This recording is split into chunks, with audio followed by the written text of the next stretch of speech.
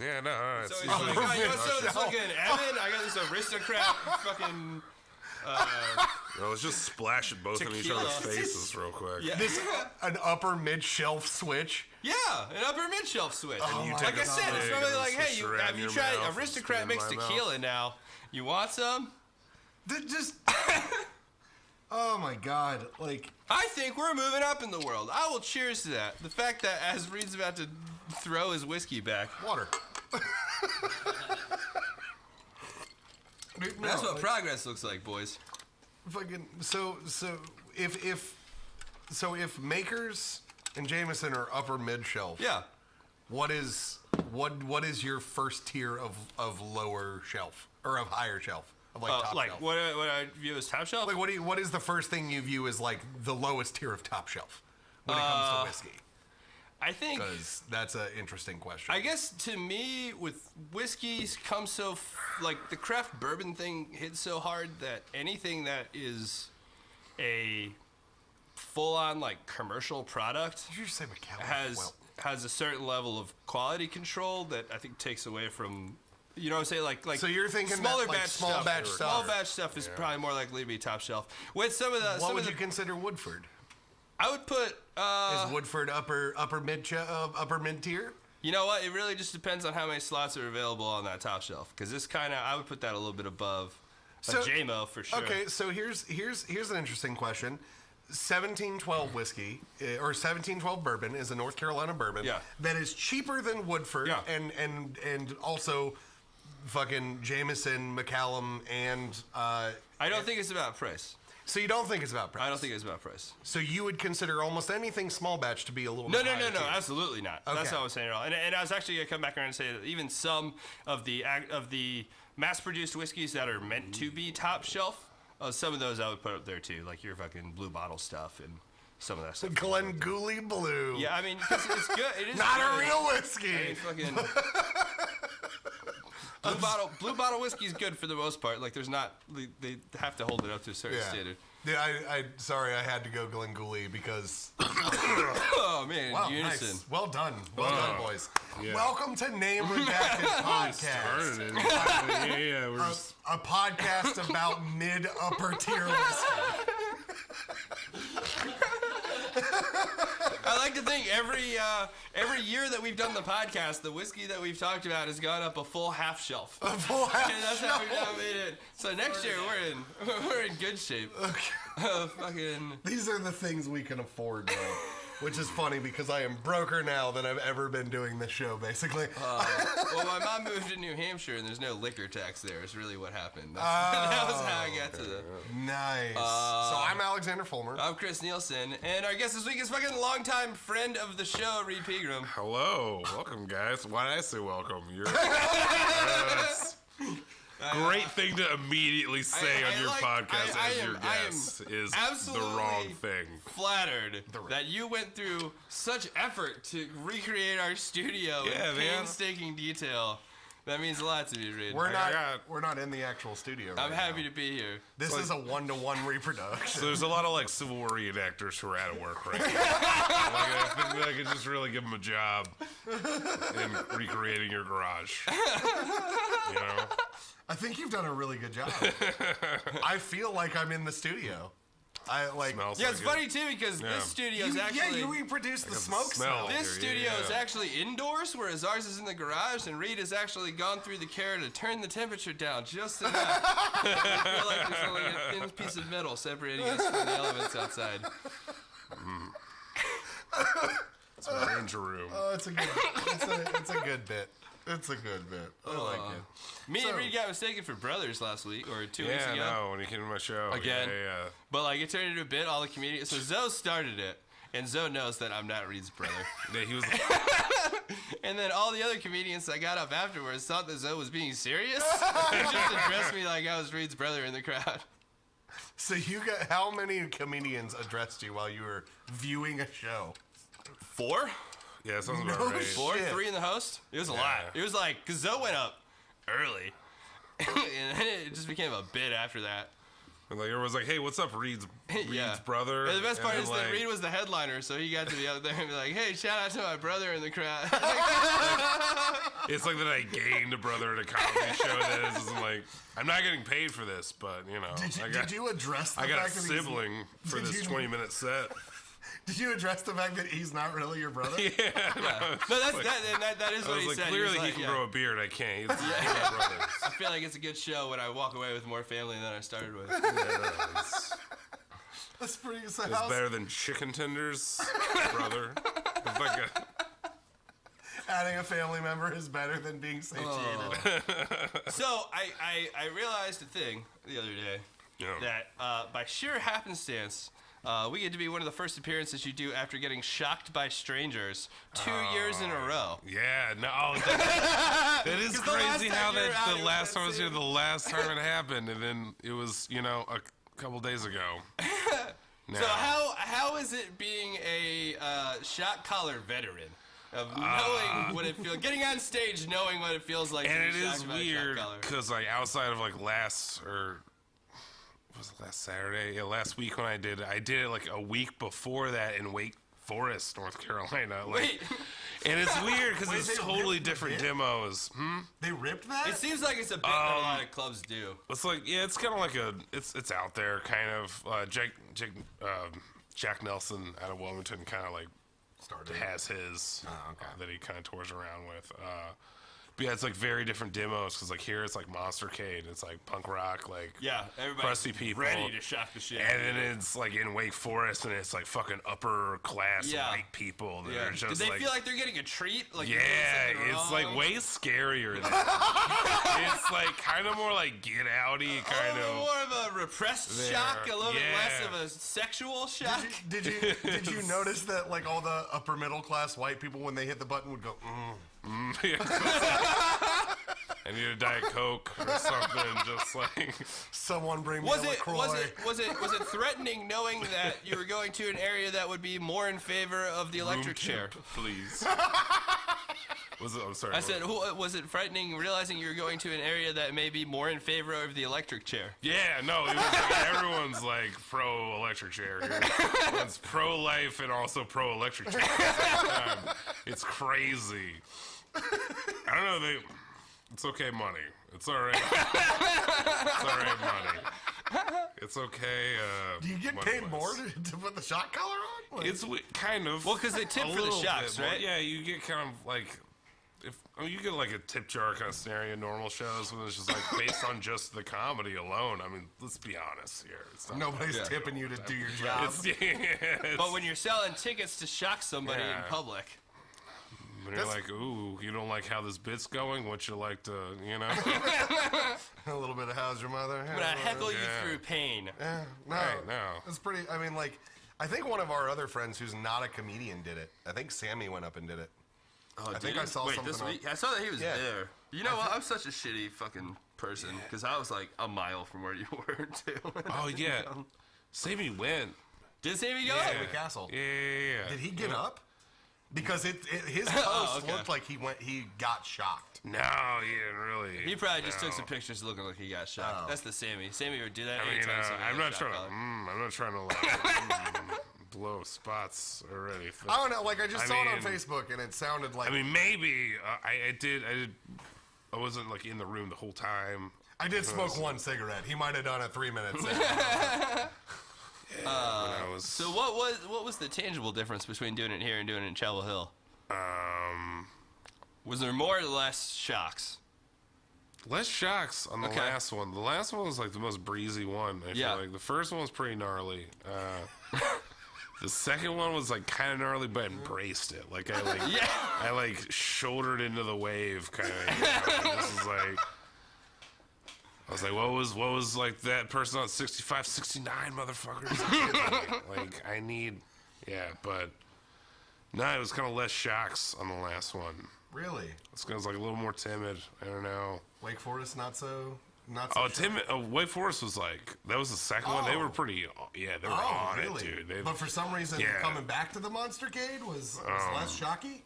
Yeah, it was like a little shock. I think that it just seems like there's less of a appeal to it. I think it was like not like, I think people weren't taking like freebies every once in a while. I feel like in the first one, it was kind of like I think like Jack gave like my girlfriend like the remote for a little bit. It was like pretty bad.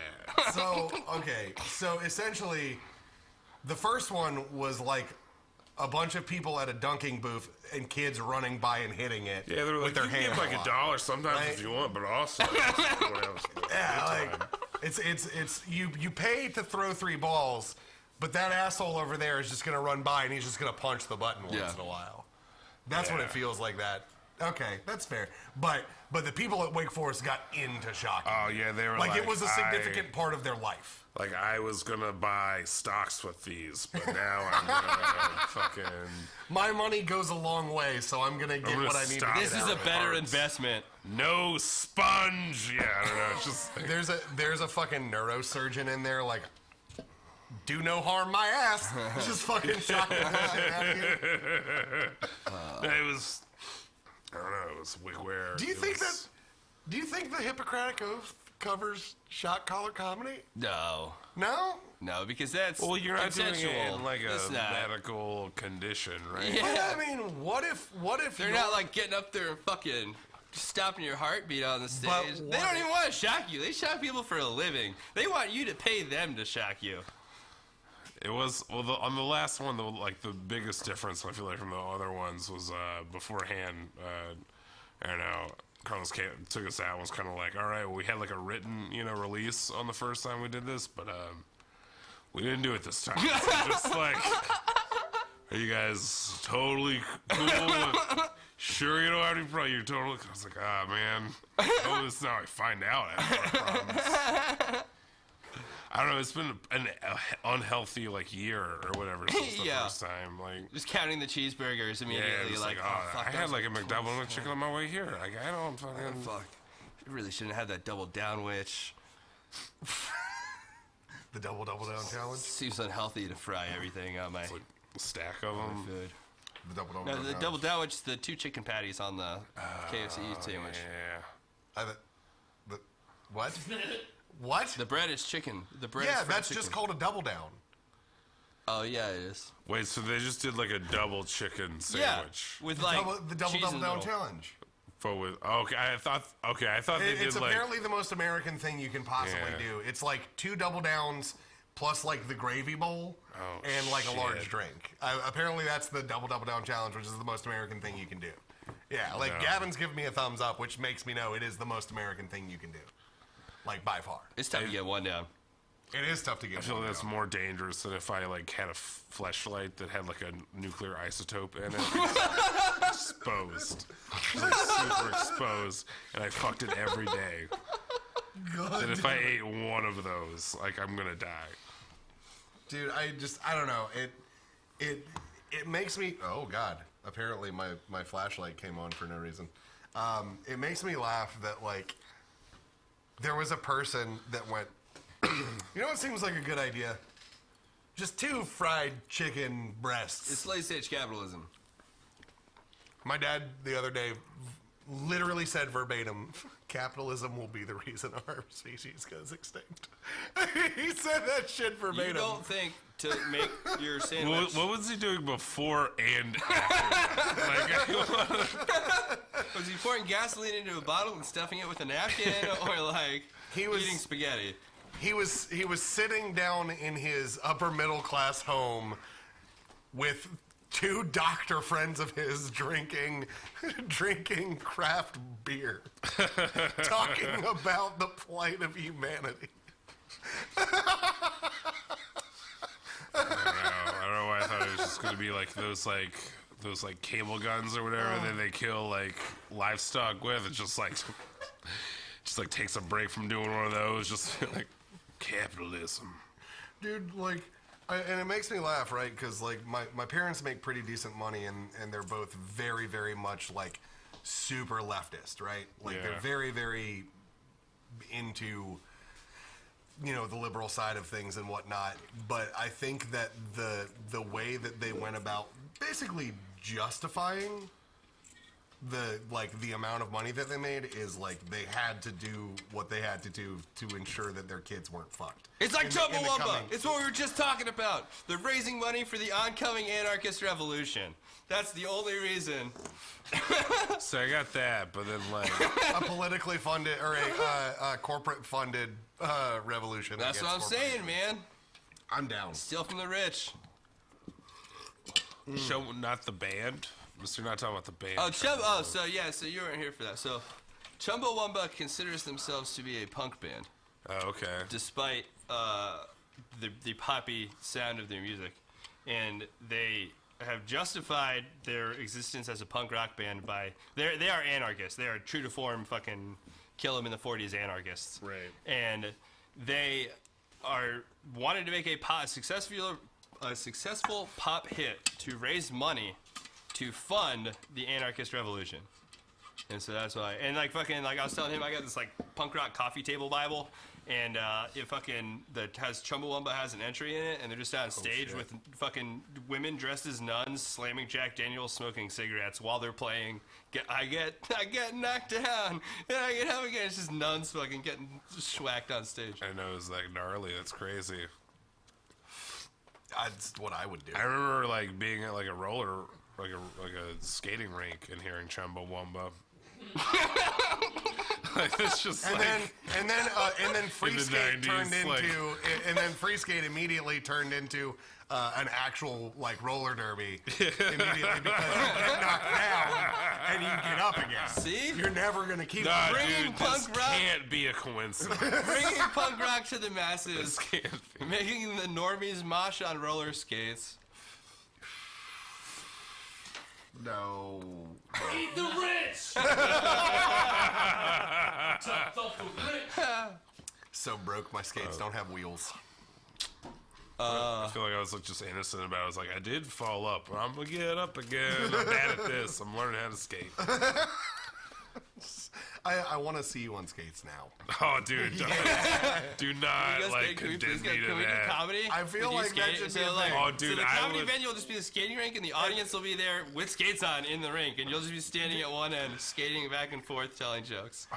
Or everyone is sitting outside the skate rink, and you have to skate around the rink with a lapel mic. And just do your set and just skate. And they're all in swivel chairs. Yes, I'm down. I want this to happen. I will sponsor I think I'd this. rather do one of those naked shows. Kind of. They do naked shows?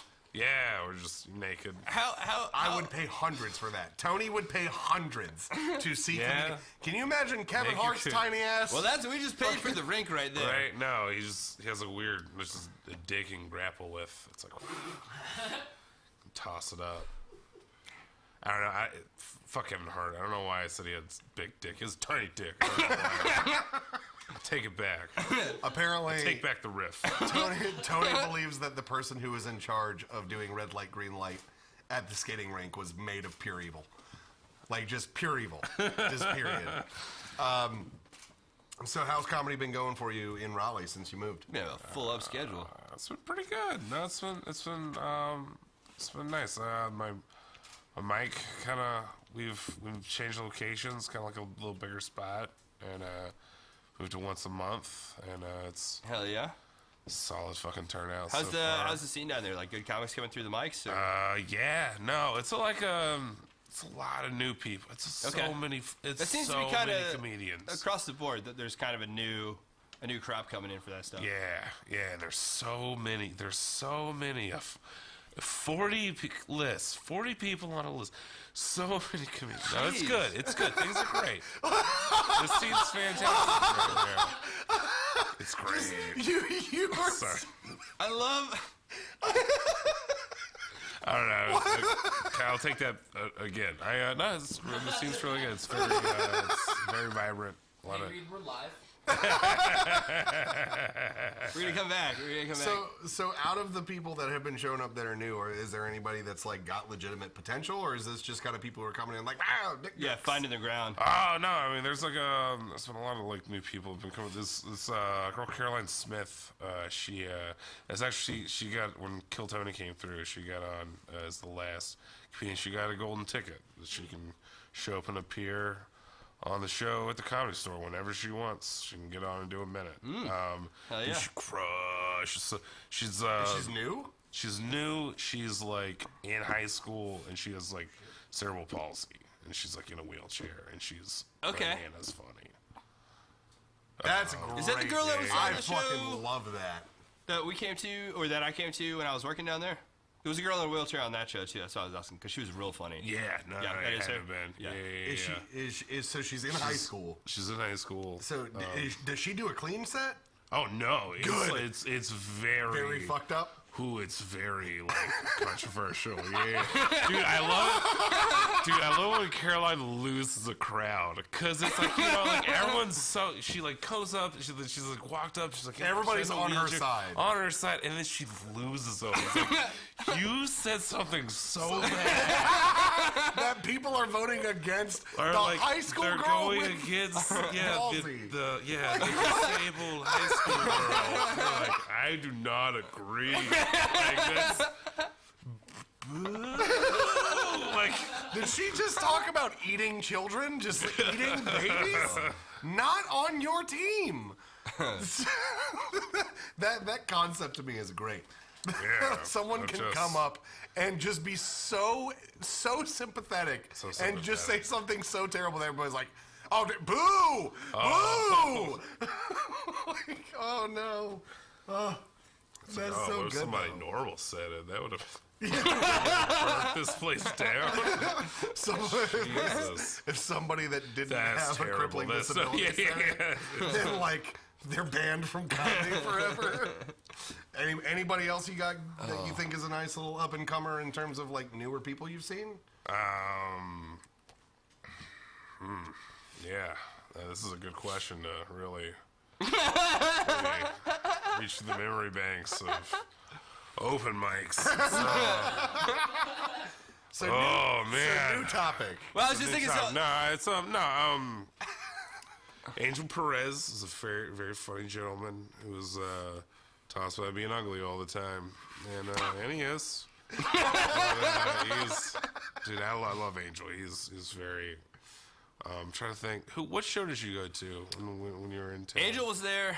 You were. What show was it? I don't remember, man. Because like I was down there and I was down there for work. And there was this metal band that was playing where everybody in the band was a robot except for the dude that wrote the music. So it was like Trent Reznor and his robot band kind of situation.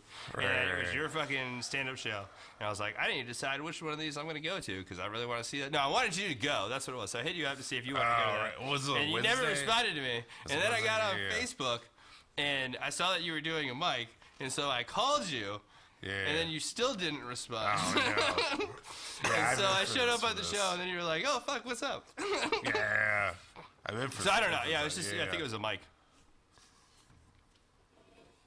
Good radio silence. I like this. All right, who'd you like? Who'd you like in the mic? It was good. I don't know. Those were the highlights to me. That's what stood out. No, I don't know, man. I notice when people James Terrell's a guy who lives out towards Pittsburgh. He comes out to a lot of fucking shows. He's really kind of gotten a good knack of stuff lately. He let me borrow a Big Tick trade paperback, so that has no influence on me saying his name on the air. I don't know, man. Mics are crazy. Mics are.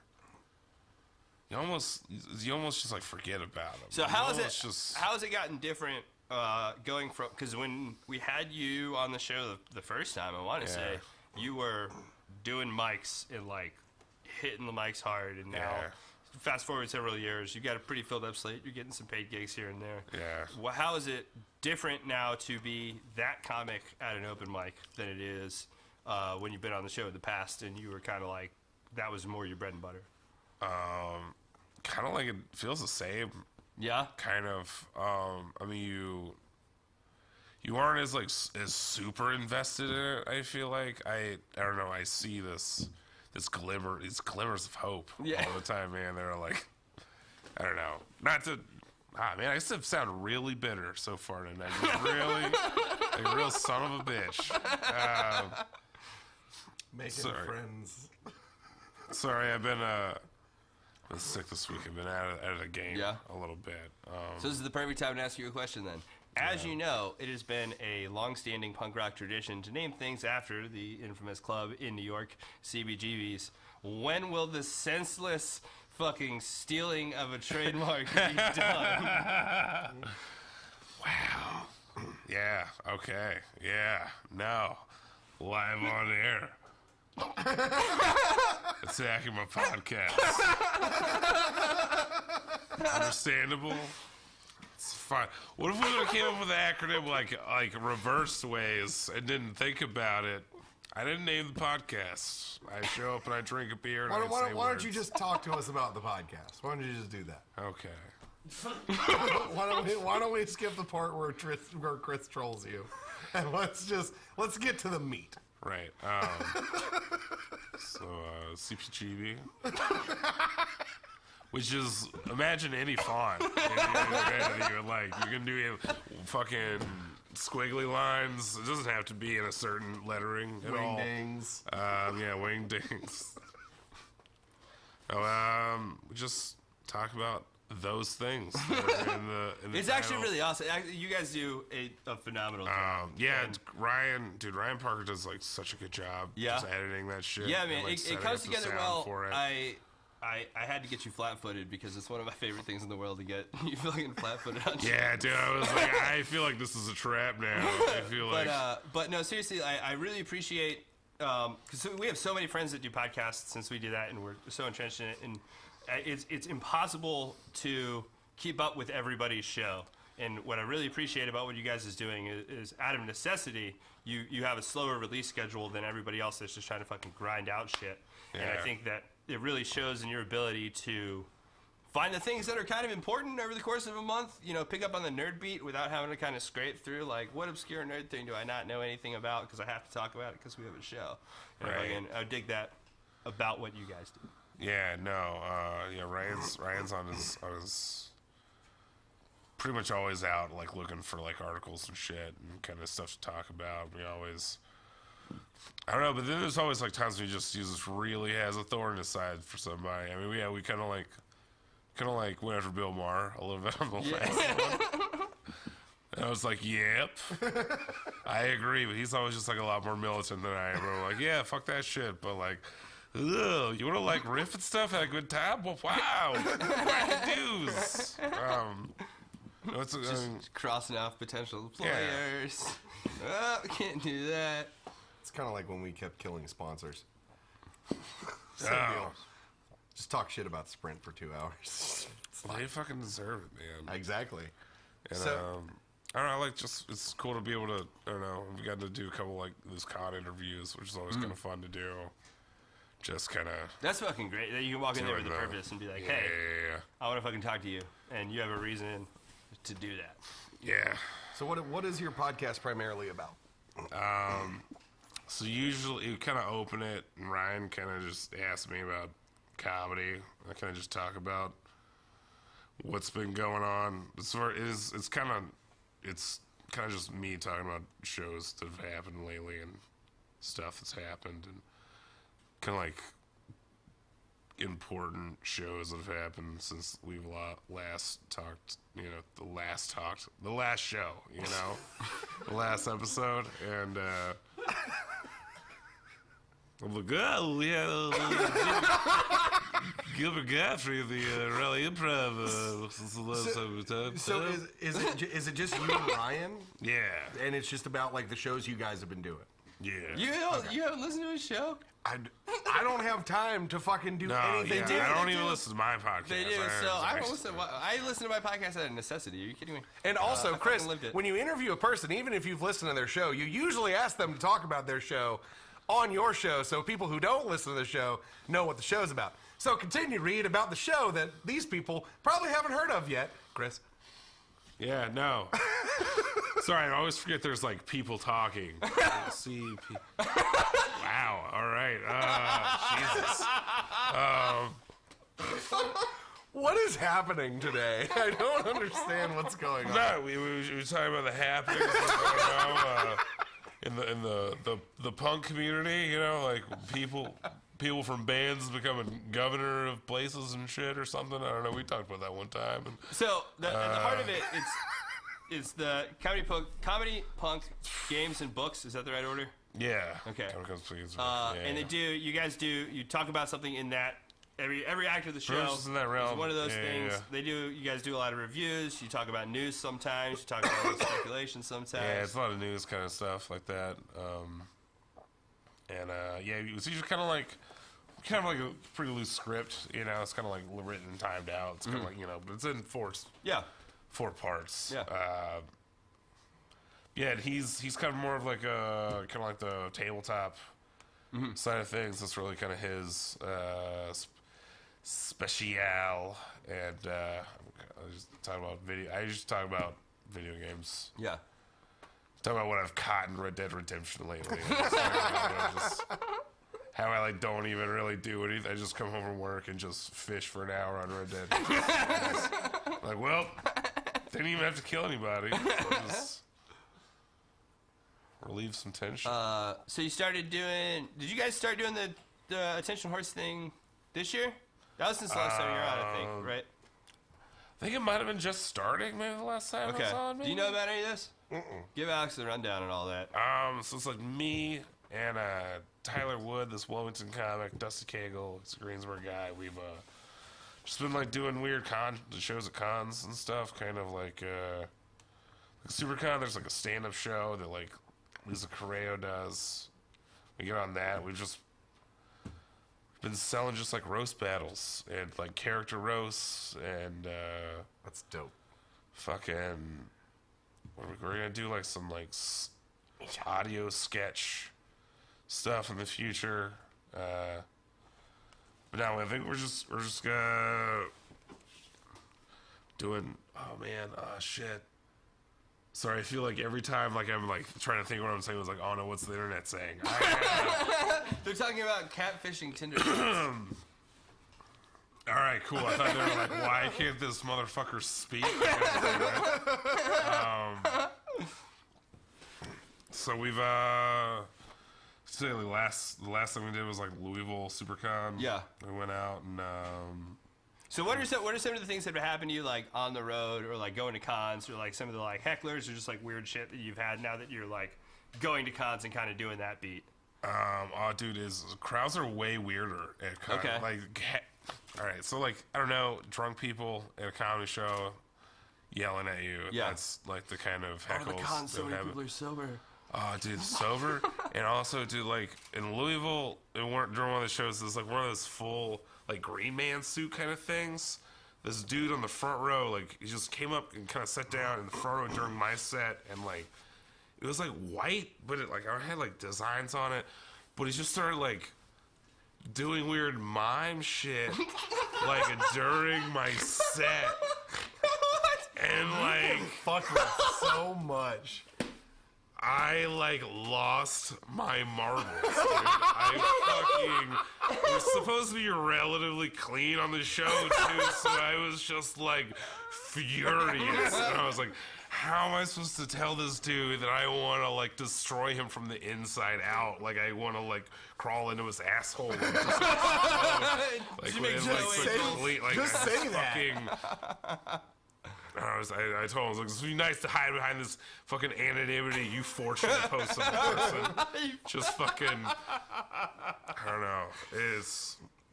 But also it's like, I don't know, the crowds are super dope because, I don't know, it's... Because they're in on, you can go a little deeper with the references. Yeah, it's like all the things I shouldn't do at normal comedy shows work at. Yeah. Yeah, I have been curious, like, about what that would be like if we just got all of our friends together who are nerdy and happen to be at least somewhat funny. And just because JD had mentioned it when he was on, just put all of us in a room at a con and just be like, come into this room for 2 hours and just let each of us roast a thing that you love. Just give us a topic. What's a thing that you love? Oh, you like Naruto? Let me tell you about how Naruto is literally the worst creation that's ever been. Tell me wants to know if you saw Green Man Moose Knuckle. No, because he's a fucking eunuch, that piece of shit. He didn't have any genitals. None. He didn't have a vagina. He was just it's a solid... He was a Ken doll. Yeah, it's plastic block down there. I hope he's dead. I really hope he's dead. I hope he moonwalked into the highway. So let me understand. Let me understand this. This was worse than I have a wider dick than you. That's what I was gonna say. You get the weird... no, dude. I wish that a gentleman had yelled, "I have a wider dick than you." I mean, because I can't like get in a war with words with a guy who's like doing podcasts. You know what I mean? Like I can a dude I got a wider dick than you. I can just be like, "Well, a better response than I just thought of." You know, I can do a better thing. But if a guy is just dude, you're flustered, making fucking b-boy, also trying to signal a plane from a deserted island. I want you to know that you're flustered thinking about it. Yeah, dude. Did anyone else lose video? I lost video.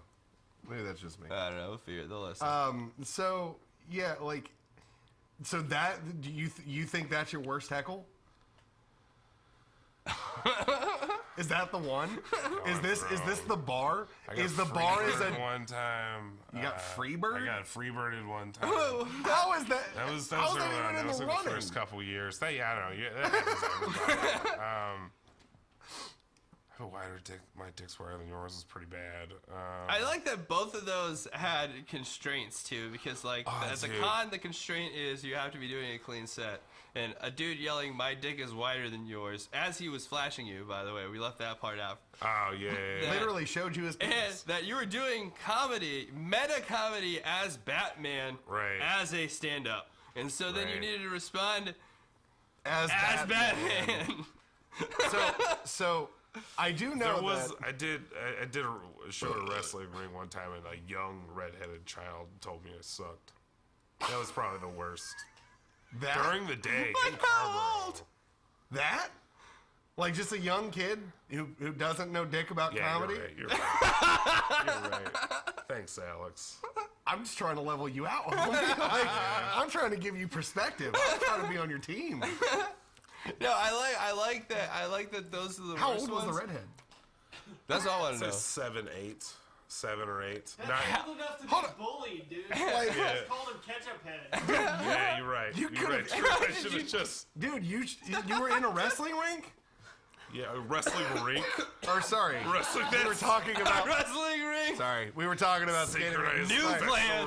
No comics. So you were in a wrestling ring, and so just hit him with a chair. No, yeah.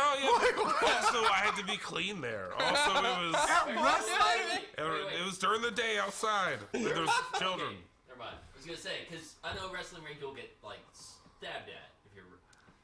I mean, honestly, he's watching wrestling ring comedy. Here's the thing. Hit him with a chair. Here's the thing, and I like this, and this is what I appreciate. Hope he knows how to take a hit. About man, he's gonna have to learn, or he's gonna die. Obviously, Reid doesn't like things that aren't funny, and so the fact that the worst heckles he's ever gotten are somebody yelling "Freebird" and a kid that couldn't understand his comedy is because they weren't funny.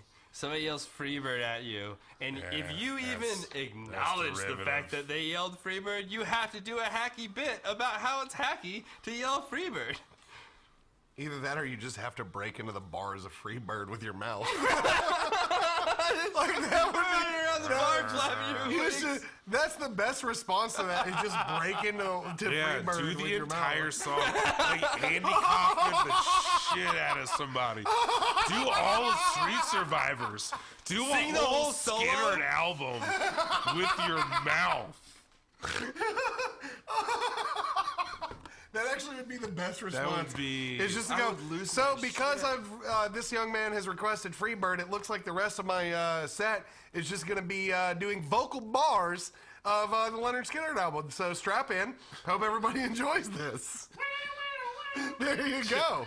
Everybody get ready for all of platinum and gold. Oh my God. So, I don't know. I feel like I've had a pretty bad one recently. I just can't even think of it. It's like what happened to Wolverine. It's just like it was so traumatic that my brain had to heal itself. I lost the memory. Right? Is that canon? I don't know. You tell me. You tell me if that's canon. I was like, something's gonna come out. Like the next message up's gonna be like, nope. Tony's gonna shoot that shit down so fast. He's gonna be like, nah, fuck you. I know the guy who writes that. We're not.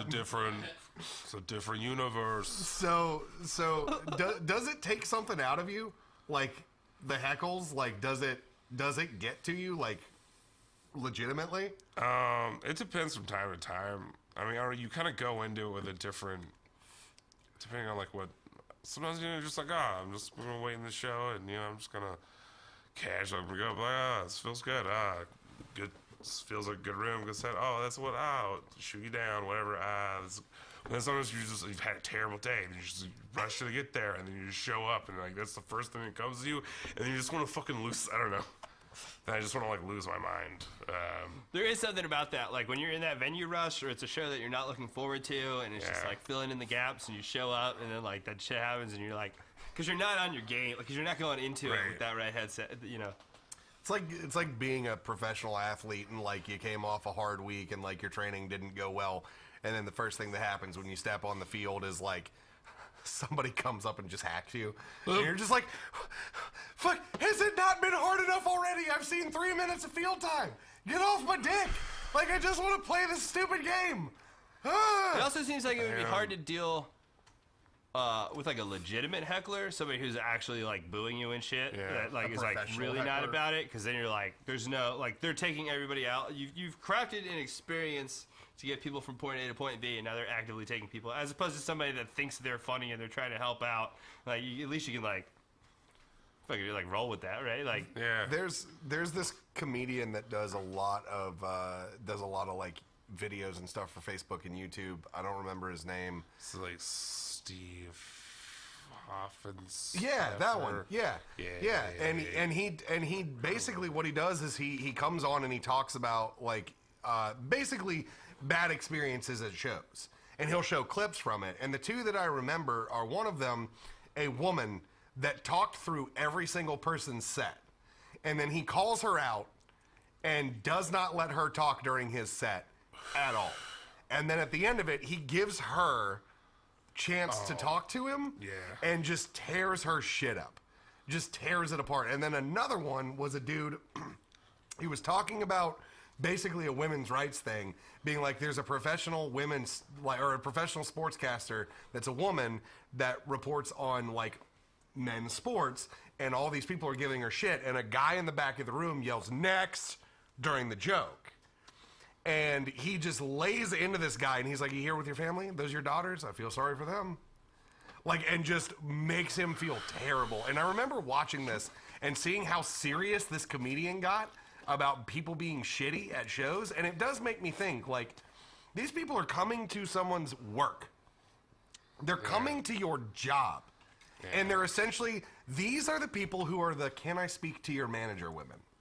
That's who they are. No, they are the "can I speak to your manager" women of comedy. You're, dude, that's so true. I wanted to actually be that woman, though. I have thought about, like, actually, what's a better recent heckle? What's a good one? What's a good heckle you got that was actually, like, funny? A good one? Oh, man. I was gonna, dude, this, can I do one? We got heckled at a roast of the X-Men. Okay. In Wilmington at this kind of festival outdoors. So like this band, two-man band, they had this little kind of small, intimate stage inside, great for comedy, you know. And then like this giant, like fucking Springsteen would play on it, like outdoor stage outside. It was like, I don't know, 46, 47 degrees and the band said they were cold. And so they got to go inside and play. And then we did this X-Men roast outside in the cold. Oh, no. You could, like, see our breaths. Oh, my God. And so we're like, I don't know. It's okay. It's going all right. And then we're, like, in the last 3/4 of the show. And there's this dude at one of those, just, they have those propane things. Yeah. The heater things that are, they're like lamps. Yeah. Fire lamps. And then this guy under Old it. Ziggy's. Yeah, Gotcha. yeah. And this guy's just like, this sucks. And it's just like, this guy is filling in for our Professor X. It's the he just closes out the show. It's just the end of the show. And like, he's shit faced. Like, he's not doing any of the jokes right. You're right to heckle, sir. Kind of a little, but he'd been like talking throughout the show, kind of beforehand. But the first time he was just like, "This is over almost," right? And then just this Tyler, the one of the guys in Attention Horse gets up. He's beast. He's blue, and he's just like, "Sir." Reid can't make it through the story. Oh, no. All right, sorry. No, that was later. It was like the really drunk. He's like in a wheelchair. Like, Matt is shit-faced, bald cap, in a wheelchair. He's like, I'm fucking crippled. Hold on. I'm fucking crippled, but you better put your beard down and come over here and let me kick your ass. And this dude is like, dude, he kind of starts walking towards the fuck. We defused this whole, dude. It almost like turned into like a kerfuffle. It was, cause him and then it was like his two dudes, like they kind of like squared up and were like, oh shit, like it's this bunch of fucking nerds. These three normies are gonna take on the X-Men. Like, yeah, dude. Like, I like wish a fight kind of had, cause like the guy was like had a Juggernaut helmet, and like I had Wolverine claws, and like it was just like we just jumping. Like I'm just like Juggernaut, throw me, like fastball special. Like I really wish that there was somebody as Nightcrawler just running around jumping, yelling "Bamf!" Bamf! I would pay to have a video of that fastball special. Yeah, we end the show there, cause. What are you? Is he gonna finish his set or something? Is he gonna like? So what happened? I didn't do my Magneto jokes yet. So what happened with the dude playing or as Beast? And then just Tyler gets up and just stands on the microphone is like, thanks for if you enjoyed it, thanks for enjoying it. But if you just want to be an asshole who want to just yell at us for doing our art, and then I kind of got mad. I kind of wanted to do. I was like, arts. Arts. I have claws right now. I like have filled in my sideburns to look like mutton chops with eyeliner. I can't even.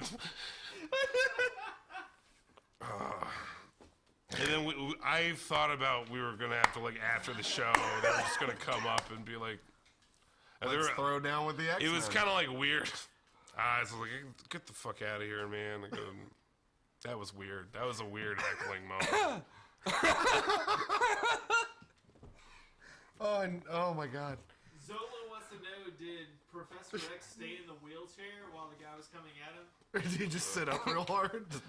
Oh yeah, he was just he was real method. He just stayed. I don't think he could. He was real drunk. I don't think he could even stand. At this point in time, he thought that he had mental powers. Just sitting there going, just holding his temples, trying to make this guy's brain explode. Just, why aren't your eyes bleeding? Just, Turns into a LARP. Well, that's how they explained him, like, walking up the stage to take and sit in the wheelchair. It was like, my brain powers are walking. Oh my god, that's so good. I've been bested though. I don't know. Jesus Christ. I've never been like, it's not been good enough to be like, oh man, can I good joke. write that down? Yeah. Good tag. Hey man, if I pay you $5, you want to be a plant from now on? You just got written into the set. That'd be perfect. Like, finding something that was the perfect heckle and being like, I will pay you to come to my shows and throw me this heckle because that crushed. I love taking Rob to comedy shows where we know people. Because Rob just feels like he has a license to heckle everybody. Yeah, Rob does heckle. I love you, Rob, but you do heckle. Real hard. Like I have like a personal issue with the idea of going to a comedy show and being like, hey, fucking but pay attention to me. All these people paid to see you, but yeah, pay attention to how awesome I am. Like, fuck you, dude. Like, yeah. Like nobody here is impressed by you. Like, everyone here knows you're a piece of shit. You always, like, look at where it's coming from. It's, like, some dude with, like, sunglasses on inside. And he has a ponytail. Yeah. I'm like, why do you want attention? So, I haven't seen you get heckled too much. And I've never seen you do a shutdown. But do you have, like, a good shutdown? Like, do you have one where you just, like, put somebody in their place real quick? Or do you have more of a tendency to kind of roll with?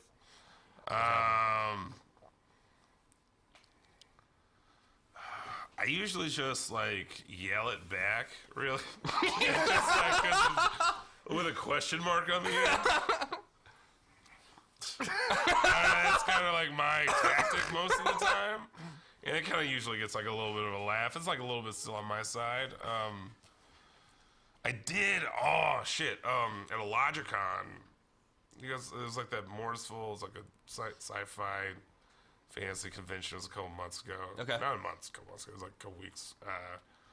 I was doing kind of like some like weird trout material I have. It was working. It was like, you kind of do this, it's like kind of a Hitler analogy. And there's this lady in like full Victorian English garb. It's just like, the mosques or the synagogues in Cary have been getting death threats. That was really hard to come back. And then she really apologized to me afterwards. It was like, but I would like to reassure you that the synagogue in Cary is getting death threats. I'm like, that's fine, lady. Just don't yell at her. I'm like, comedy set, please. I'll look into it. It was also like, no, that's a good one. No, that's a good shutdown. When someone yells at somebody or yells at you, go, yeah, I'll look into that after I'm done being funny for a little. Yeah, no, that's like, you're right. We came up with it on air.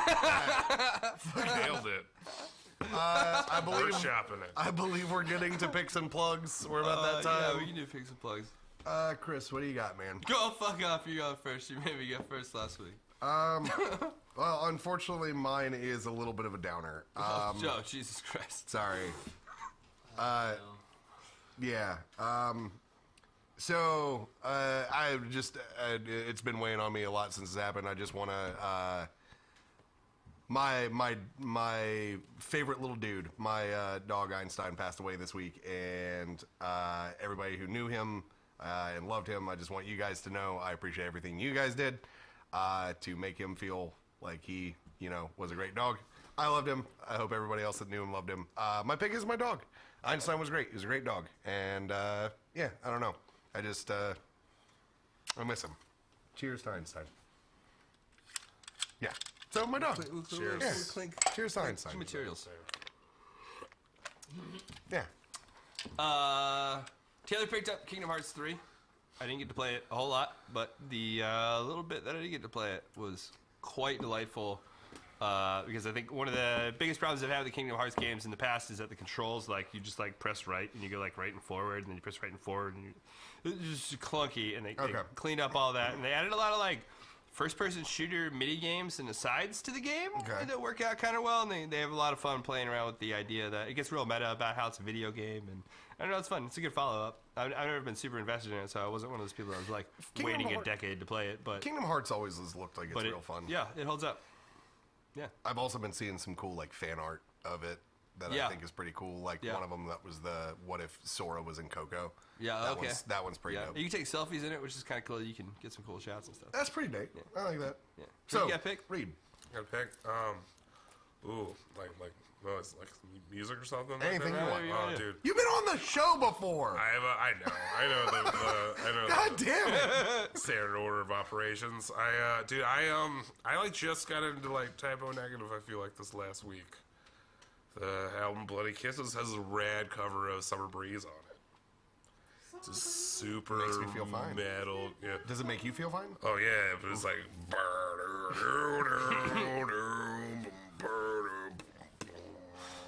Actually, it's super dope. Now that I'm thinking about it, like, and I can hear it in my head, that sounds fucking awesome. Summer Breeze.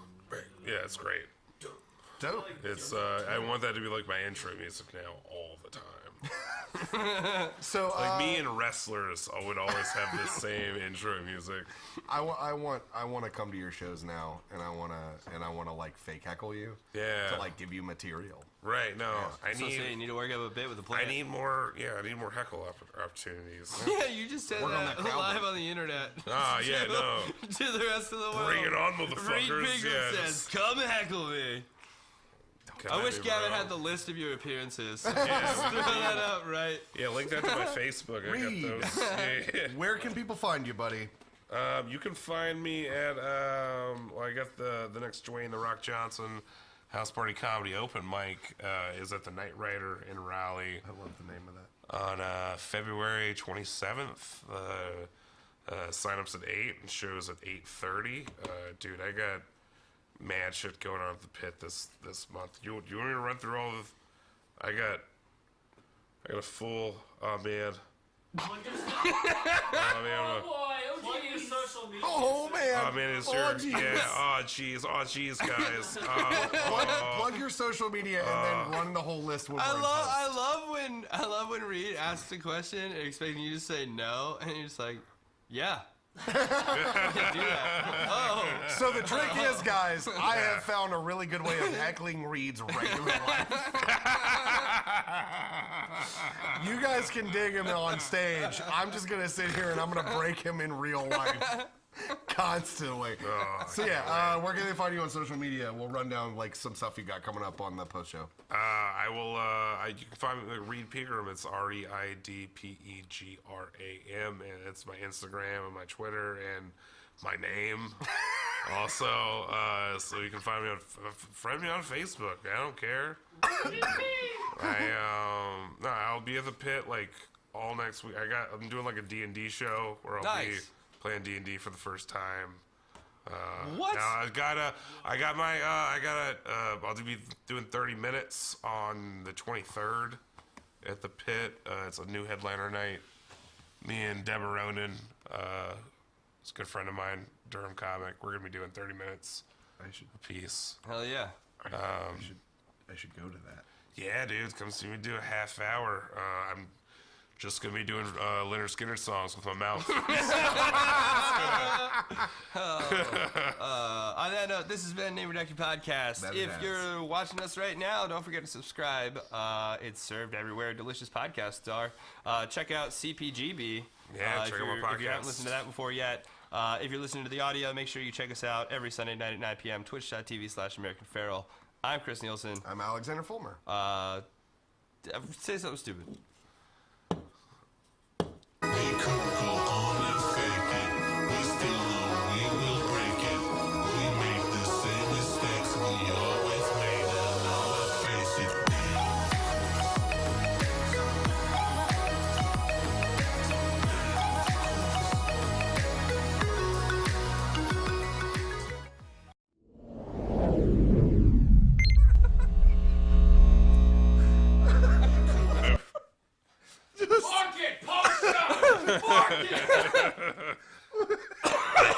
So I'm the worst at being on the spot questions.